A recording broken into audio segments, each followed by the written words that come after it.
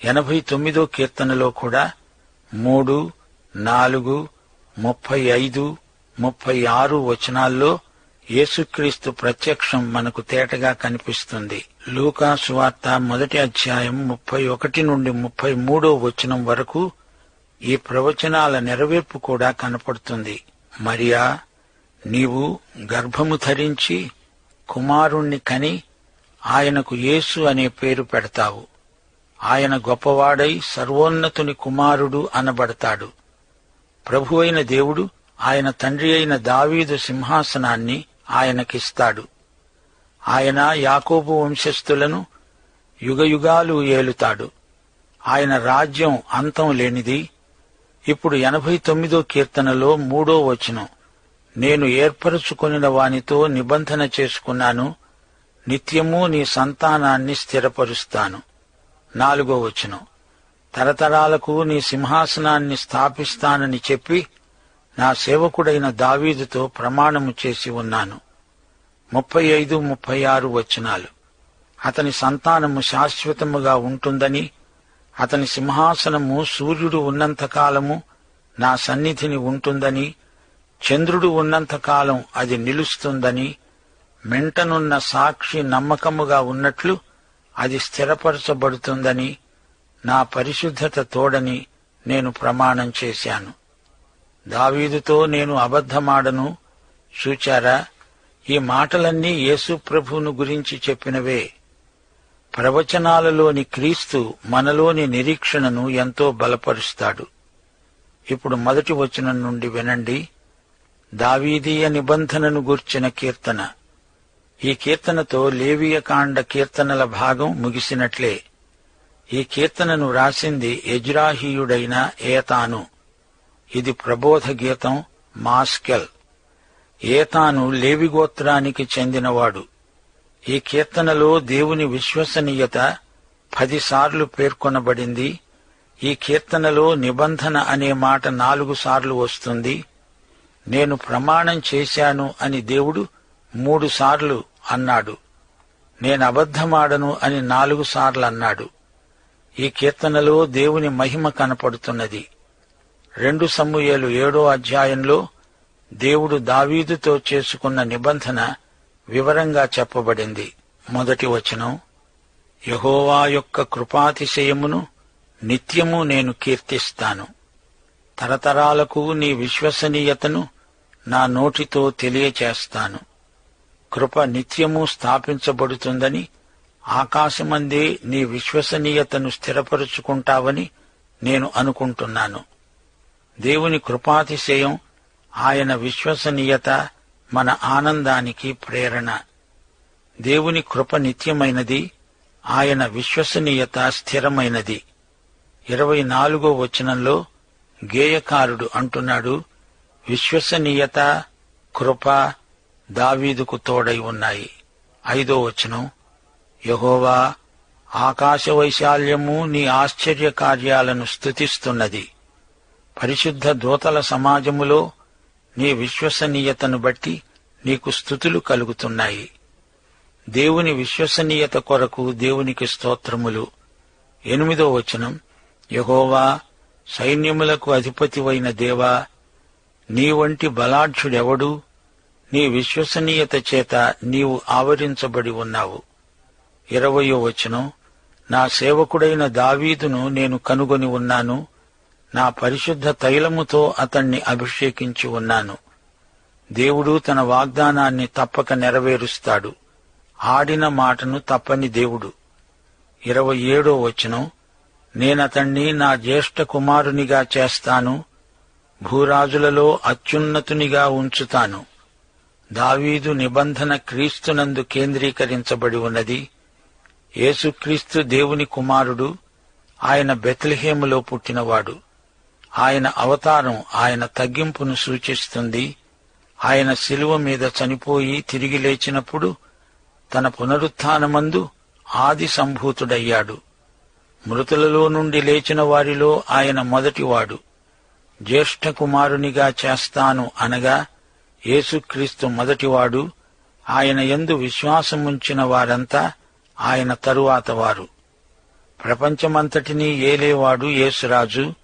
రాజదండము ఆయన చేతిలో ఉన్నది. ఆయన భూరాజులలో అత్యున్నతుడు, రాజులకు రాజు, ప్రభువులకు ప్రభువు. 28వ వచనం, నా కృప నిత్యము అతనికి తోడుగా ఉండజేస్తాను, నా నిబంధన అతనితో స్థిరంగా ఉంటుంది. ఇప్పుడు 29 నుండి 32వ వచనం వరకు వినండి. అంశం మారింది. దావీదు వంశాన్ని గురించి, అతని తరువాతి తరాలను గురించి ఈ వాక్య భాగంలో చెప్పబడింది. 30 నుండి 32వ వచనం వరకు అతని కుమారులు నా ధర్మశాస్త్రమును విడిచి నా న్యాయ విధులను ఆచరించని ఎడల, వారు నా కట్టడలను అపవిత్రపరచి నా ఆజ్ఞలను గైకొనని ఎడల, నేను వారి తిరుగుబాటునకు దండముతో, వారి దోషమునకు దెబ్బలతో వారిని శిక్షిస్తాను. తన బిడ్డలు తప్పు చేస్తే ఆయన దండిస్తాడు. అయితే ఆయన తన కృపను బొత్తిగా ఎడము చేయడు. దేవుడు అబద్ధికుడు కాడు. దేవుడు తన విశ్వసనీయతను విడువడు. ఇప్పుడు దేవుడు ప్రమాణం చేస్తున్నాడు. 34వ వచనం, నా నిబంధనను నేను రద్దుపరచను, నా పెదవుల గుండా బయలు వెళ్లిన మాటను మార్చను. సూర్యచంద్రులు ఉన్నంతకాలం అతని సింహాసనం నిలుస్తుంది. తాత్కాలికంగా ఆయన కోపగించిన, కఠిన చర్య తీసుకున్నా 49వ వచనం ప్రకారం గేయకారుడు, ప్రభువా, నీ విశ్వసనీయతతోడని దావీదుతో ప్రమాణము చేసిన తొల్లిటి నీ కృపాతిశయములెక్కడా అని అడిగినా, దేవుడు తన మాట ప్రకారం తన నిబంధనను జ్ఞాపకం చేసుకుంటాడు. ఆయన నిబంధన తప్పక నెరవేరుతుంది. ఆయన తన నిబంధనను ఎన్నడూ మరువడు.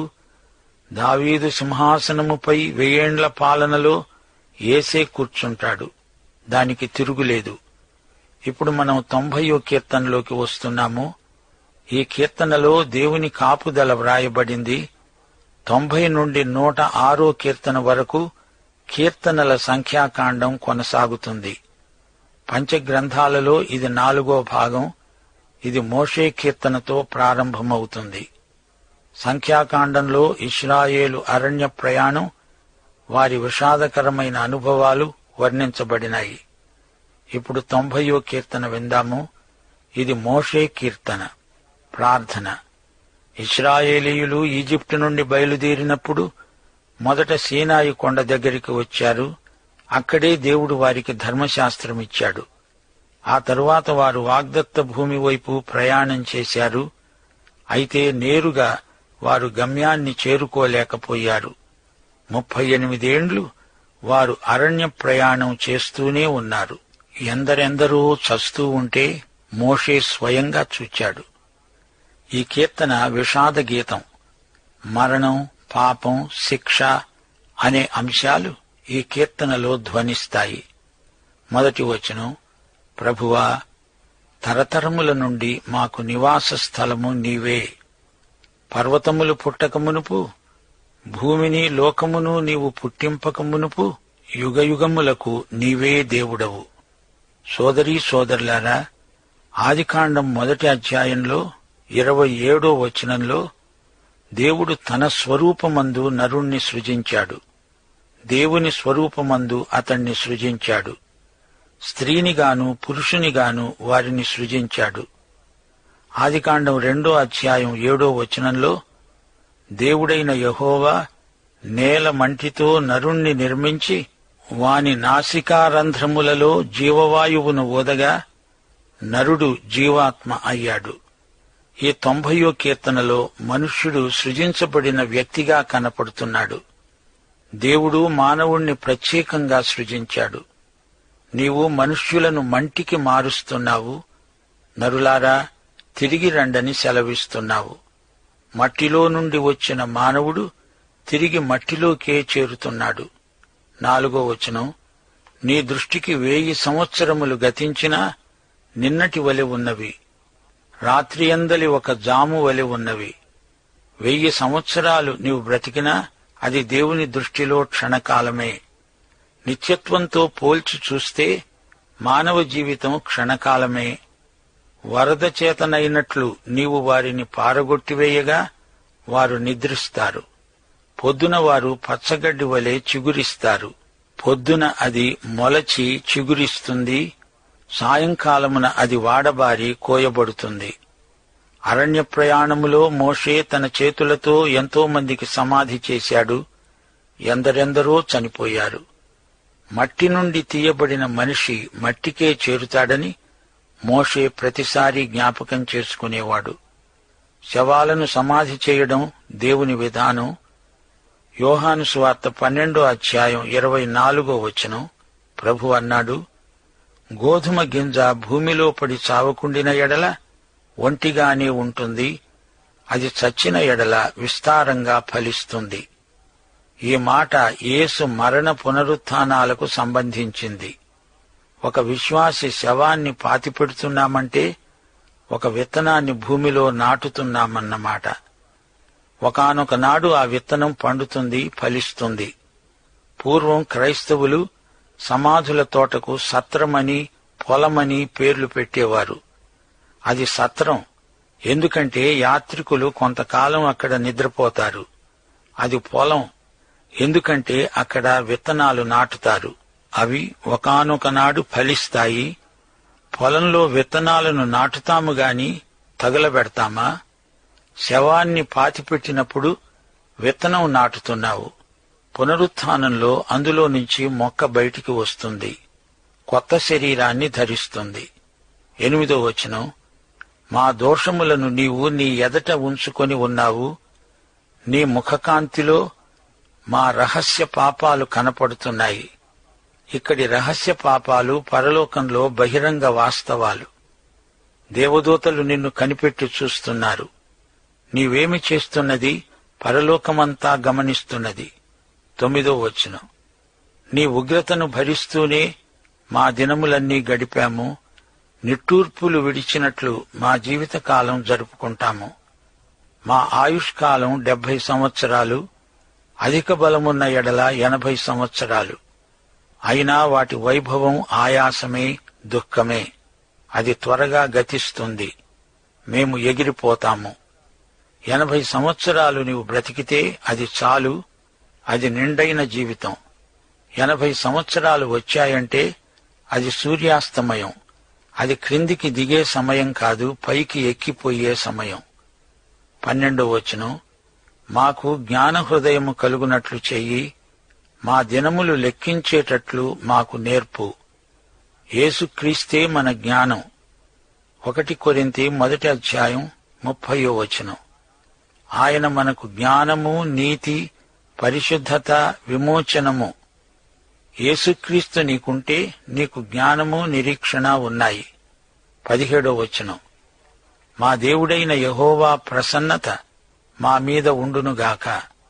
దేవా, మా చేతి పనిని స్థిరపరచు. మనము చేసే ప్రతి పని నిత్యత్వంలో నాణ్యత గలదై కనిపించాలి. 90వ కీర్తనతో కీర్తనల గ్రంథంలో 4వ భాగం మొదలైంది. ఇది కీర్తనల సంఖ్యాకాండమని చెప్పవచ్చు. ఇప్పుడు 91వ కీర్తనలోకి రండి. ఈ కీర్తనలో జీవము, వెలుగు మనకు కనిపిస్తాయి. 90వ కీర్తన మరణాన్ని గురించి, 91వ కీర్తన జీవమును గురించి. ఇది మెస్సియా కీర్తన. యేసుక్రీస్తును గురించిన ప్రవచన చిత్రపటం మనకు కనిపిస్తుంది. మనకు దేవుని యందు కాపుదల, భద్రత ఉన్నాయి. 90వ కీర్తన ప్రథమ మానవుడైన ఆదామును గురించి. ఆదామునందు అందరూ మృతులే. 91వ కీర్తన పరలోకము నుండి రాబోయే యేసుక్రీస్తును గురించినది. క్రీస్తునందు అందరూ సజీవులే. ఈ కీర్తనలోని ఒక వచనాన్ని సైతాను కూడా ఉదహరించాడు, చూతాము. సైతానుకు బైబిలు వచనాలు తెలుసు. 1 మహోన్నతుని చాటున నివసించేవాడే సర్వశక్తుని నీడను విశ్రమించేవాడు. ఆయనే నాకు ఆశ్రయము, నా కోట, నేను నమ్ముకునే నా దేవుడని నేను యెహోవాను గూర్చి చెబుతున్నాను. యేసుక్రీస్తు పరిశుద్ధుడు, పాపరహితుడు. ఆయనను గురించే ఈ మాటలు చెప్పబడ్డాయి. వేటకాని ఉరిలో నుండి ఆయన నన్ను విడిపిస్తాడు. నాశనకరమైన తెగులు రాకుండా నిన్ను రక్షిస్తాడు. ఆయన తన రెక్కలతో నిన్ను కప్పుతాడు. ఆయన రెక్కల క్రింద నీకు ఆశ్రయం కలుగుతుంది. ఆయన సత్యము, కేడెము, డాలు అయి ఉన్నాడు. రాత్రివేళ కలిగే భయమునకైనా, పగటివేళ ఎగిరే బాణమునకైనా, చీకటిలో సంచరించే తెగులునకైనా, మధ్యాహ్నమందు పాడు చేసే రోగానికైనా నీవు భయపడవు. కొందరు క్రైస్తవ సైనికులు ఈ వచనాన్ని ఎక్కువ జ్ఞాపకం చేసుకుంటారు. ప్రయాణములలో, ప్రయాసములలో ఈ వచనం మనకెంతో ఆదరణ కలిగిస్తుంది. నీ ప్రక్కను 1000 మంది పడినా, నీ కుడి ప్రక్కను 10,000 మంది కూలినా అపాయము నీ వద్దకు రాదు. నీవు కన్నులారా చూస్తుండగా భక్తిహీనులకు ప్రతిఫలం కలుగుతుంది. ఇది దేవుడు తన బిడ్డలకిచ్చిన వాగ్దానం. 9, 10 వచనాలలో యేసుక్రీస్తును మనం చూడగలం. యెహోవా, నీవే నా ఆశ్రయమని, నీవు మహోన్నతుడైన దేవుణ్ణి నీకు నివాస స్థలంగా చేసుకున్నావు. నీకు అపాయమేమీ రాదు, ఏ తెగులు నీ గుడారమును సమీపించదు. 11, 12 వచనాలు. నీ మార్గములన్నిటిలో నిన్ను కాపాడడానికి ఆయన నిన్ను గూర్చి తన దూతలకు ఆజ్ఞాపిస్తాడు. నీ పాదాలకు రాయి తగులకుండా వారు నిన్ను తమ చేతుల మీద ఎత్తి పట్టుకుంటారు. యేసు ప్రభువును సైతాను శోధిస్తూ ఇదే వచనాన్ని ఉదహరించాడు. ఈ కీర్తన సైతానుకు పరిచితమే. మెస్సియా కీర్తనలన్నీ సైతానుకు బాగా తెలుసు. ఈ రోజున చాలామంది బైబిలు పండితులకు తెలియని సంగతులు కూడా సైతానుకు తెలుసు. ప్రభువును శోధిస్తూ సైతాన్ అన్నాడు, లూకాసు వార్త 4వ అధ్యాయం 10వ వచనం, నీవు దేవుని కుమారుడవైతే ఇక్కడ నుండి క్రిందికి దూకు, నిన్ను కాపాడడానికి నిన్ను గూర్చి తన దూతలకు ఆజ్ఞాపిస్తాడు. నీ పాదము ఎప్పుడైనా రాతికి తగలకుండా వారు నిన్ను తమ చేతుల మీద ఎత్తుకుంటారు అని వ్రాయబడింది. సైతాను బైబిలు వచనాలను తనకు అనుకూలంగా మారుస్తాడు. సైతాను ఉదహరించిన ఈ వచనంలో నీ మార్గములన్నిటిలో అనే మాటను వదిలేశాడు. యేసుక్రీస్తు తన తండ్రి చిత్తాన్ని నెరవేర్చటానికి వచ్చాడు. తన తండ్రి మార్గంలోనే నడుస్తాడు. అంతేగాని తండ్రి చిత్తానికి వ్యతిరేకంగా రాళ్లను రొట్టెలుగా మార్చడు. లోకరాజ్యాల మహిమను సైతానిస్తే తీసుకోడు. దేవాలయ శిఖరం నుండి దూకడు. ఒకవేళ అలా చేస్తే దేవుని మార్గం నుండి తొలగినట్లే అవుతుంది.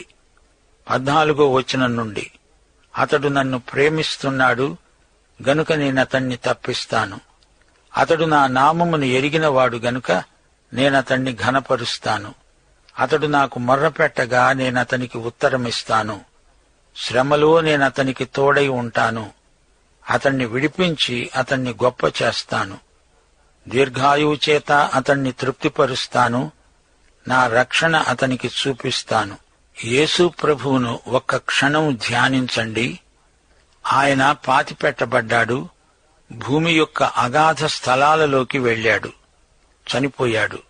సమాధి చేయబడ్డాడు. 3వ రోజున మృత్యుంజయుడై లేచాడు. తండ్రి తన కుమారుణ్ణి ఈ విధంగా మహిమపరిచాడు. ఆయనను పరలోకానికి హెచ్చించాడు. యేసుక్రీస్తు ఆరోహణుడై తేజోమయుడయ్యాడు. ప్రియ శ్రోతలారా, జీవితంలో ఎదురయ్యే కష్టనష్టాలు మహోన్నతుని చాటున నివసించేవానికి ఆశీర్వాదాలుగా మారతాయి. క్రీస్తునందలి విశ్వాసం మనకు ధైర్యం గొలుపుతుంది. భయాన్ని గెలువగలుగుతాము. దేవదూతలు విశ్వాసులకు పరిచర్య చేస్తారు. హెబ్రీ పత్రిక 1వ అధ్యాయం 14వ వచనం, రక్షణ అనే స్వాస్థ్యమును పొందేవారికి దేవదూతలు పరిచారకులు, సేవకులైన ఆత్మలు. దేవుని వాక్యంలో దేవదూతలు దేవుని బిడ్డలకు సేవ చేసిన సందర్భాలు ఎన్నో ఉన్నాయి. పాత నిబంధనలో ఏలియాకు పరిచర్య చేశారు. అలాగే దానియేలుకు కూడా పరిచర్య చేశారు. సింహముల గుహలో దానియేలుకు దేవుని దూత తోడుగా ఉండి కాపాడాడు. పేతురు చెరసాలలో ఉండగా దేవదూత అతణ్ణి బయటికి తెచ్చాడు. పాఠం ఇంతటితో సమాప్తం. ప్రభు అయిన యేసుక్రీస్తు వారి కృప, తండ్రి అయిన దేవుని ప్రేమ, పరిశుద్ధాత్మ యొక్క అన్యోన్య సహవాసము మనకందరికీ సదాకాలము తోడై ఉండునుగాక. ఆమేన్.